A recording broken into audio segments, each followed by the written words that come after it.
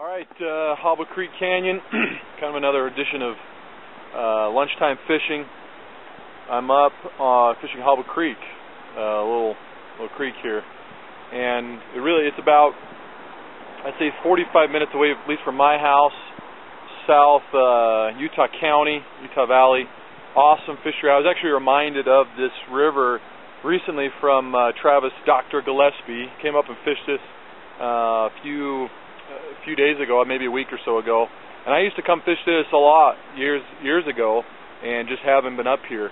It's small. There can be some nice sized fish. I'm fishing with my, if you can see, my 7-foot 3-weight. Maybe get, I don't know, 14, 15 incher would be a nice fish. So we'll see. We'll get some footage, and just another edition of lunchtime fishing with the friends. See, it's really a small, pretty small creek. Hopefully you can see it behind me. I'm actually just fishing with kind of a big dry, and a tractor fly, and then a dropper. I know there's a lot of fish in here. I just had a little fish come for the dropper, and we're gonna mix it up, see if we can't get something big, like I said. But I just wanted to give you an idea of what the river looks like. It's really not that big. Quite small. I mean, I'm just standing right above them. It's a little off color, so I can kind of stand close. If it was pretty, it's usually pretty clear, and if it was clear, I'd definitely be a little more stealthy. But that just gives you an idea of how the river is. Here's the little Hobble Creek brown. Took the dropper. Only have it about 18 inches below. You know, the stream's not too deep, but yeah, they're just coming up for it. They're coming up looking at my tractor, and they're hitting that dropper. So hopefully we'll get some pretty pictures of this one. I love these fish. They're small, but oh, they're so gorgeous. To what appears to be a pretty good spot. I really don't have a lot of time left. Maybe another 30 minutes. So hopefully this is good. I mean, it's pocket water. It's actually, you got to watch the coverage.